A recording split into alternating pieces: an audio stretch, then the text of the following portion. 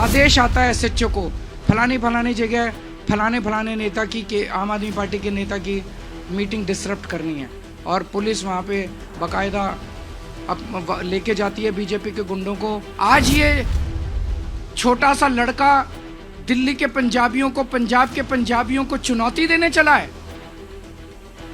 हम इसका सख्त विरोध करते हैं और हम कहते हैं कि अमित शाह जी को इसके लिए माफी मांगनी चाहिए। जिस तरह से गुंडागर्दी और हिंसा भारतीय जनता पार्टी फैला रही है, ये जो आतिशी जी ने कहा, ये वारदातें केवल उनकी विधानसभा तक सीमित नहीं है। पूरी दिल्ली के अंदर मेरे पास न जाने कितने हमारे कैंडिडेट्स आ चुके हैं। मेरी अपनी विधानसभा में, राजेंद्र नगर में, इधर उधर कई जगहों पर हमने देखा है और शिकायतें आ रही हैं कि भारतीय जनता पार्टी पूरी तरह से गुंडागर्दी के ऊपर उतरी हुई है। कोई भी पार्टी या कोई भी कैंडिडेट हिंसा क्यों करता है? उसे हिंसा करने की ज़रूरत क्यों पड़ती है? वो तभी हिंसा करता है जब वो देखता है कि बाकी अन्य अहिंसात्मक तरीके से, शांतिपूर्ण तरीके से उसका जीतना असंभव है। जब उसके पास कोई नैरेटिव नहीं होता, जब जनता उसके साथ नहीं होती, जब जनता उसकी बात नहीं सुन रही होती, तब वो फिर हिंसा पे उतारू होके येन केन प्रकारेन वो चुनाव जीतने की कोशिश करता है। आज दिल्ली में भारतीय जनता पार्टी की यही हालत है। पूरी दिल्ली में भारतीय जनता पार्टी अपनी ऐतिहासिक हार की तरफ धीरे धीरे, या मैं कहूँ तेजी से बढ़ती जा रही है। ये हार ऐसी होने वाली है भारतीय जनता पार्टी की, शायद भारतीय इतिहास के अंदर लिखा जाएगा कि एक पार्टी थी जो इतनी बुरी तरह से हारी। उसकी वजह से अब इसकी कमान अमित शाह जी ने संभाल ली है केंद्र में, और पूरी दिल्ली पुलिस को कानून व्यवस्था से विड्रॉ कर दिया गया है। और पूरी दिल्ली पुलिस को विड्रॉ करके उनको केवल और केवल भारतीय जनता पार्टी के चुनाव प्रचार में करने में, पूरी दिल्ली पुलिस अब भारतीय जनता पार्टी का चुनाव प्रचार कर रही है। और चुनाव प्रचार कैसे कर रही है? भारतीय जनता पार्टी के गुंडों को गुंडागर्दी करने में संरक्षण देते हैं या फैसिलिटेट करते हैं, पार्टिसिपेट भी करते हैं। पूरे खुलेआम गुंडागर्दी चल रही है, पैसे बांटे जा रहे हैं, सामान बांटे जा रहे हैं, साड़ियाँ बांटी जा रही हैं, और पुलिस वहीं खड़ी होती है। पुलिस बाकायदा लोगों को लाइन में खड़ा करा के प्रॉपरली उनको सामान दिलवाती है, प्रॉपरली पैसे दिलवाती है, चेक करती है। वोटर हो तो सामान लो, वोटर नहीं हो, वोट नहीं बना हुआ तो पुलिस बाकायदा चेक करके सामान बंटवा रही है। तो पुलिस के संरक्षण में पूरी दिल्ली से दिल्ली पुलिस को विड्रॉ कर लिया गया कानून व्यवस्था से। और इसलिए हम देख रहे हैं पिछले कुछ दिनों में किस तरह से पहले से ही चरमराई हुई थी दिल्ली की कानून व्यवस्था, अब तो पूरी तरह से ध्वस्त हो चुकी है दिल्ली की कानून व्यवस्था, क्योंकि दिल्ली के लोगों के संरक्षण देने के लिए, उनको सुरक्षा देने के लिए कोई पुलिस अवेलेबल नहीं है। सारी दिल्ली पुलिस केवल और केवल भारतीय जनता पार्टी को, गुंडागर्दी को संरक्षण देने के लिए लगी हुई है। मेरी एक दो एसएचओ से बात हुई, उन एसएचओज ने मुझे जो बताया वो इतना खतरनाक है कि आप सुन के आपके रोंगटे खड़े हो जाएंगे। उन्होंने कहा जी सीधे एमएचए से आदेश आ रहे हैं, बीच में कोई सीपी नहीं है, कोई डीसीपी नहीं है, कोई स्पेशल सीपी नहीं है, कोई एडिशनल सीपी नहीं है, सीधे एमएचए से आदेश आता है एसएचओ को फलानी जगह फलाने नेता की के आम आदमी पार्टी के नेता की मीटिंग डिसरप्ट करनी है। और पुलिस वहाँ पे बाकायदा लेके जाती है बीजेपी के गुंडों को, अपने संरक्षण में वहाँ पे गुंडागर्दी करवाती है। दिल्ली के अंदर अब केवल आम आदमी पार्टी नहीं, कोई पता चल जाए कि आम आदमी पार्टी का समर्थक है, आम आदमी पार्टी का वोटर है, उसको भी नहीं बख्शा जा रहा, उसको डराया जा रहा है। जैसे अभी इन्होंने कहा धमकाया जा रहा है, डराया जा रहा है। और पूरी दिल्ली के अंदर एक जबरदस्त डर का माहौल है कि खबरदार अगर आम आदमी पार्टी को वोट दिया तो। दिल्ली ने इस तरह की हिंसा कभी नहीं देखी थी।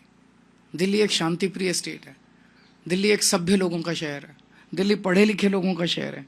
तो मैं ये पूछना चाहता हूँ कि क्या दिल्ली ये सब बर्दाश्त करेगी? दिल्ली ये बर्दाश्त नहीं करेगी।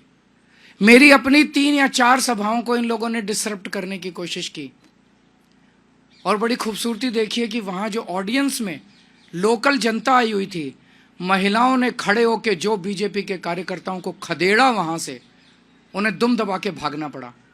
तो मैं दिल्ली की जनता को कहना चाहता हूँ कि दिल्ली हम सब लोगों की है, इन गुंडों की नहीं है। दिल्ली हमें दिल्ली को बचाना पड़ेगा, आपको दिल्ली को बचाना पड़ेगा, अपनी दिल्ली के लिए, अपने बच्चों के भविष्य के लिए, दिल्ली के भविष्य के लिए आपको खड़े होना पड़ेगा। अगर कहीं ये डराने की कोशिश करें, एकजुट होकर इनका सामना करना पड़ेगा। हम देखते हैं, हम सब 2 करोड़ लोग देखते हैं कि कैसे ये बीजेपी वाले दिल्ली को बर्बाद करते हैं। हम नहीं होने देंगे दिल्ली को बर्बाद। और आप सोच के देखो, चुनाव के पहले अगर ये गुंडागर्दी इस तरह की कर रहे हैं, खुदा ना खास्ता अगर ये जीत गए तो चुनाव के बाद ये दिल्ली का क्या हाल करेंगे, इसकी आप कल्पना भी नहीं कर सकते। हमें दिल्ली की संस्कृति को बचाना है और इस गुंडागर्दी को रोकना है। आप कुछ अगर कोई 1-2 क्वेश्चंस हैं तो आप बताइए। वो बिल्कुल रोकने की कोशिश की जा रही है। मुझे ये डर है कि चुनाव वाले दिन वोटर्स को वोट डालने से रोका जाएगा। मुझे मतलब मैंने बताया, बीजेपी अपनी शायद 2015 की जो हार थी, 3 सीट आई थी, उससे भी ज़्यादा बुरी हार इन लोगों की होने वाली है इस बार। बहुत बुरा हाल होने वाला है।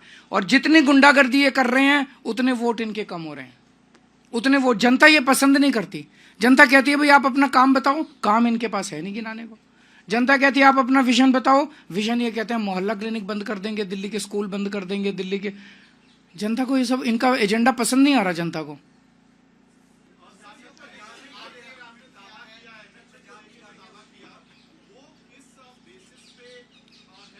आपको सारे बता दिए, जो एक डेट वाइज, आदमी वाइज इंसिडेंट्स बता रही हैं आतिशी जी। दिल्ली की सीएम आपको इंसिडेंट्स बता रही हैं। उन्होंने लिखित में चुनाव आयोग को शिकायत की है। इनको सबको गिरफ्तार किया जाए। जिन जिन लोगों का नाम अभी आतिशी जी ने लिया, अगर चुनाव दिल्ली में निष्पक्ष होने हैं, कम से कम चुनाव तक इन लोगों को गिरफ्तार करके अंदर रखा जाए। अदरवाइज तो ये खुलेआम है कि पुलिस तो हमारी है। जब सैया भय कोतवाल तो डर काहेगा।